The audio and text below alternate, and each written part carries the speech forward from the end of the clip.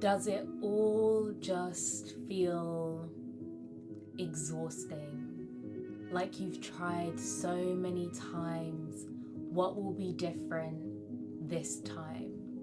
What will this person's video, that person's advice, this self-help book change this time? Because every time the memory arises, the way they hurt you, the way you hurt them, the sorrow hits like it was the first time. And somehow the deeper you go into trying to resolve it, the more complex your emotions become. But one thing you do know is that you're tired of the feeling. Because what's the point of acknowledging the pain when solving it seems hopeless? Unless the point of acknowledging the pain is discovering the strength within to overcome